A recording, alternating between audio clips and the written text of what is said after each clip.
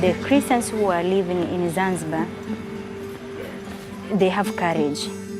Because if you don't have courage, it is not easy. They collected everything which was inside here, benches. They collected them together, they took the piano, they distracted the altar there, they put them together and they burned. Zanzibar, o maravilhoso e exótico arquipélago de Zanzibar, a 35 quilómetros da costa da Tanzânia.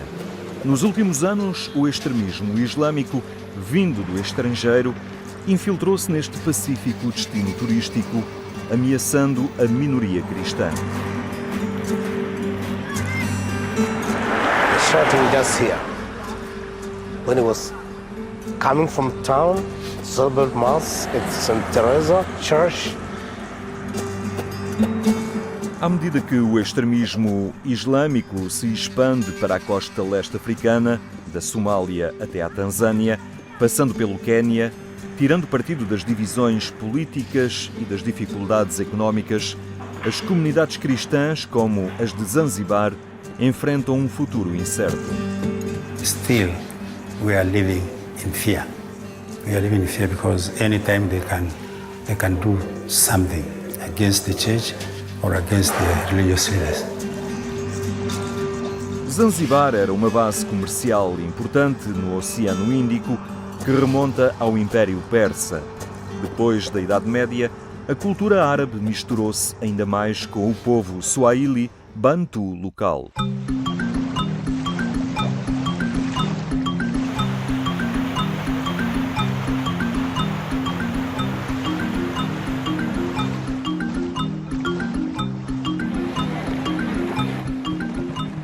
A breve e conturbada presença portuguesa terminou no século XVII, quando o sultão de Omã estabeleceu o seu domínio. A economia floresceu principalmente devido ao brutal comércio de escravos e ao cultivo de especiarias. O Império Britânico aboliu o comércio de escravos e em 1890 estabeleceu um protetorado que durou até 1963. Zanzibar tornou-se uma república semi-autónoma e em 1964, juntamente com Tanganyika, formou a República Unida da Tanzânia. Atualmente, Zanzibar e as muralhas antigas da Cidade de Pedra, Património Mundial da Unesco, ainda proporcionam um encanto mágico. O aroma de especiarias e o som das vozes dos pequenos comerciantes que ecoam pelas minúsculas rolelas, bem como as maravilhosas praias da ilha, atraem milhares de turistas todos os anos. O arquipélago tem cerca de 1.400.000 habitantes, dos quais 97% são muçulmanos. A pequena minoria cristã das ilhas de Pemba e Zanzibar existe há mais de 150 anos. In 1977, the time I came to Zanzibar, of course, the number of Catholics was not very big. By that time, there were only about 3,500 Catholics for both islands, Unguja and Pemba. But slowly, as years went by, the number of Catholics increased because we got people from mainland who came to work here. And during that time, the relationship between the Christians and the Muslims was very, very good. And even during our big celebrations like Christmas or Easter, or we have a wedding mass or funeral mass, you see the number of Muslims coming to join us. Em 1992, a Tanzânia começou um sistema multipartidário. A questão da fé começou lentamente a ser tema de debate na sociedade.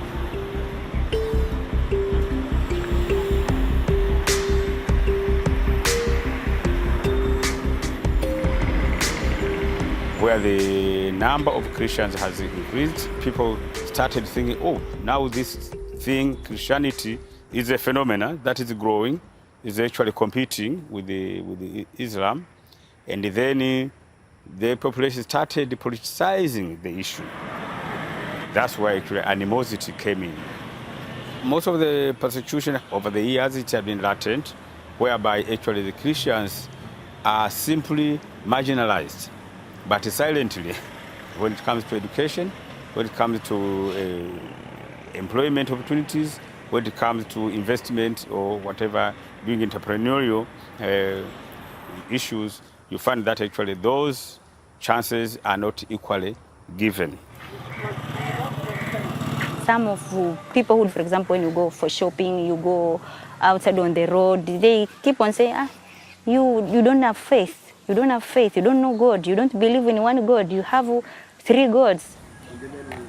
The Christians who are living in Zanzibar, they have courage, because if you don't have courage, it is not easy to get a Bible, going for Sunday Mass, dressing properly without the style of Muslim women. You find they are very courageous, so it gives picture that they are really strong. Cerca de metade da população de Zanzibar vive abaixo do limiar da pobreza. Algumas fações políticas da ilha acusam o governo do continente de negligência, apelam a uma maior autonomia e até mesmo à independência. Em 2001, um grupo denominado o AMSHO começou a explorar estes sentimentos de divisão.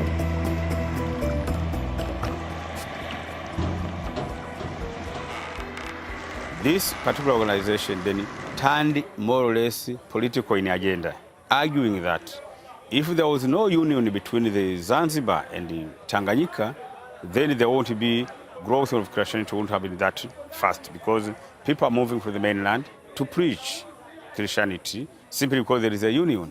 So they took a union and Christianity as one and the same. So we are taken not as Christians, but as soft target, and who are actually more visible. It turns out that actually they are the Catholics. They are the majority, they are more established, so they became the first largest target. Em 2011, os encontros do UAMSHO tornaram-se populares. À medida que o grupo evoluiu de instituição religiosa para movimento político islamita, os líderes instigam os seus apoiantes contra a ostentação de riqueza nas estâncias turísticas da Tanzânia, com código de vestuário para estrangeiros, as restrições ao consumo de álcool e ao estabelecimento do Estado Independente de Zanzibar com uma Constituição com base na lei da Sharia. O verão de 2012 assistiu aos primeiros confrontos violentos alegadamente conduzidos pelo UAMSHO, com centenas de manifestantes a incendiar igrejas e a confrontar a polícia. It was 28th of May 2012 is when we were attacked. They came with the name of religion, trying to chase the Christians so that Zanzibar remains the place of the Muslims only. The intention was to ban the whole church, but they failed. They come in a very big number with a lot of axes, spears.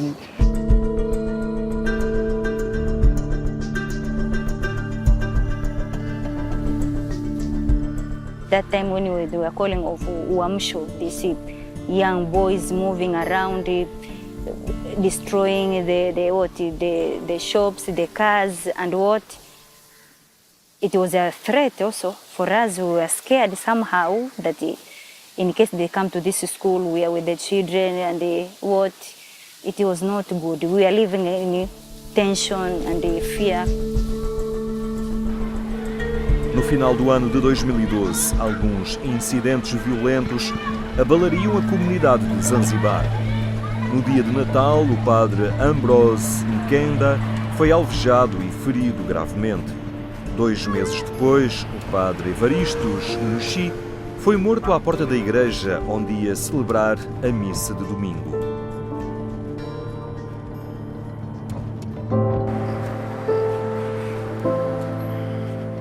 He was a good man, yeah? a generous man, and people, they like him very much. And I can say he was a holy priest and dedicated to his work.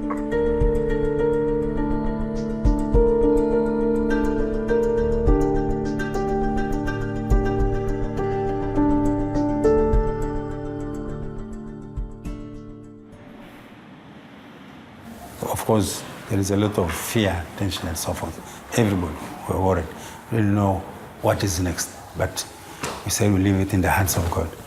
And the religious, the women, the nuns were the ones who were so much afraid. Because they thought, we want to go back to our congregations, because others come from Kenya, others from Zimbabwe, others from Uganda. So we want to. Bishop said, "You are going. Are you not a missionary? A missionary is a missionary afraid of dying. How many missionaries died because of Christianity and so forth? And you are afraid of this thing. So you want to run away. So you leave the people you're saving, and to be without a person to take care of them. No, you have to stay. This is not the way we do things. You have to stay."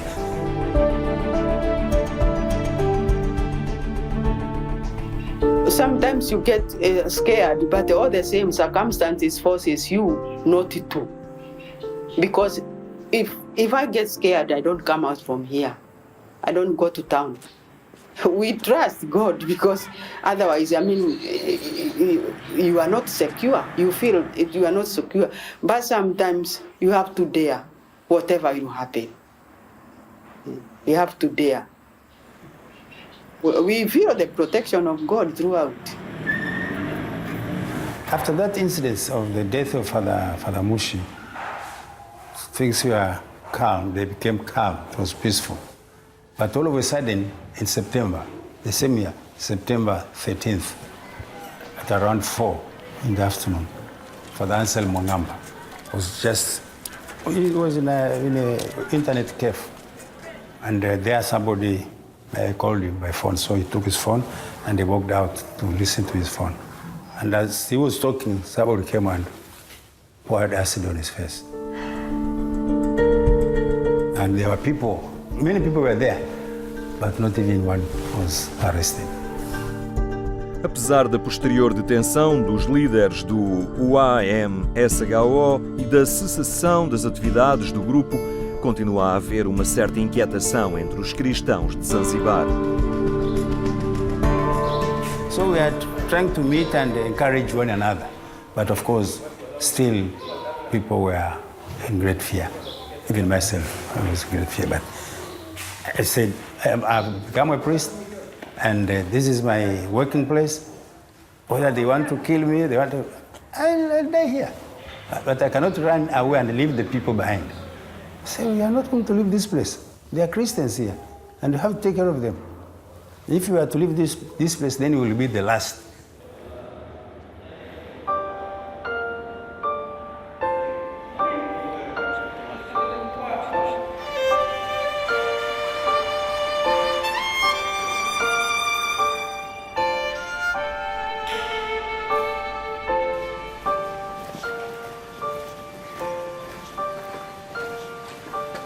Here in Zanzibar, to get a land is very difficult. So the church managed to get the land here, which actually was the house of the person. We get a lot of troubles. Because if we could say that we were buying this house, but in the future we want to rebuild the church, they could deny. They don't like to hear anything of the church. So we bought with hiding, but our intention was to build the church. When the house was coming up, they discovered that they are building the church. So they began disturbing us a lot. It was not easy, but actually we put all of those insults in the name of God, in the hands of God, and we are still surviving. We hope God is helping us, but actually we have got a lot of obstructions.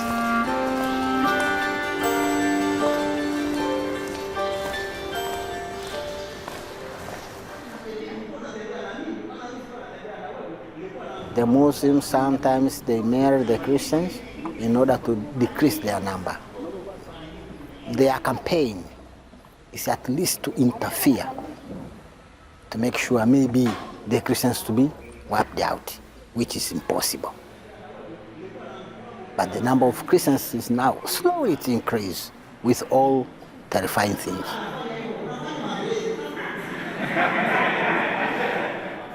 And that is why we have the seminar, how to live between the two, and how to live and be strong in their faith. Yeah, because here sometimes they interfere with the Muslims, and at that time they will change their religion. So in order to be stable, we better to give them seminar several times how to live and how to cope with the other religions. The government always says it does not condone those activities. But then in the end, you don't see government machinery taking really action against the culprits. It is said and it goes silent. We have had effort, for example, where a Muslim family would mistreat a Christian family. And the Christian family will go to complain to authorities. And the authorities will say, we'll look into the matter, and they never take even a single step forward. So it remains in the books of the authorities, so the Christian person will only remain complaining. So the Christians have actually to go a long way to demand their right to be here, to practice their faith. They have to go a long way to be adamant, to show that they actually have the right to be here.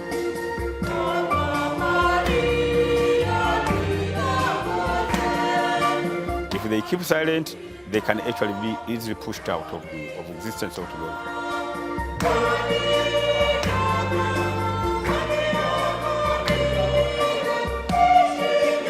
A comunidade cristã do arquipélago permanece forte, apesar das dificuldades e da intimidação, e tem resistido nos últimos anos. As 8 paróquias nas ilhas de Pemba e Zanzibar servem as suas comunidades através de escolas, jardins de infância e clínicas. A lot of people are poor, not only the Catholics, even the Muslims are poor. The Catholic Church, what we're trying to do now is to help people. The vision of the diocese is education and health. That is the vision of the diocese. That's why we're trying to build schools for them, when we are trying to build health centers for the people. We are trying to help everybody without any religious segregation.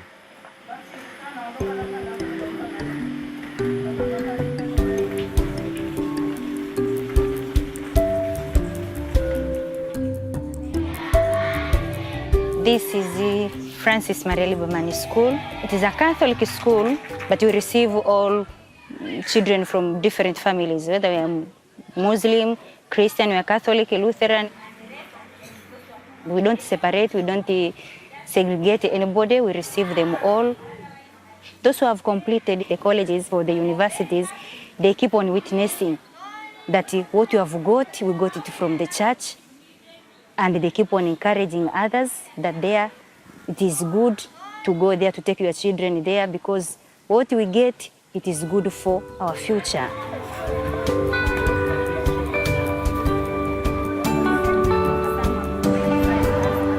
What I would love to call upon the Christians is not to despair, but to invest in, first of all, in education, and to get actually ready or be vigilant on all matters that end up strengthening their faith. They should cling on their faith and try also to modernize. Without knowledge, without wide understanding, it's very difficult to get themselves out of the situation. Majority of the people in Zanzibar are children. Therefore, those who pass within our compound, we hope somehow there will be a future in them. The Zanzibar, their main income is from the tourism. When we have the school, which is dealing with the catering, food production, and car mechanic, it will be of great help to the country, because when you get these students, they improve and they get a job, these big hotels where they deal with the people from outside. Somehow you elevate their standard. And so they can serve the country. We have the hope that in the future, that it will not be like 10 years ago. There will be a seed which is going on growing. And that's what it will be a new Zanzibar somehow.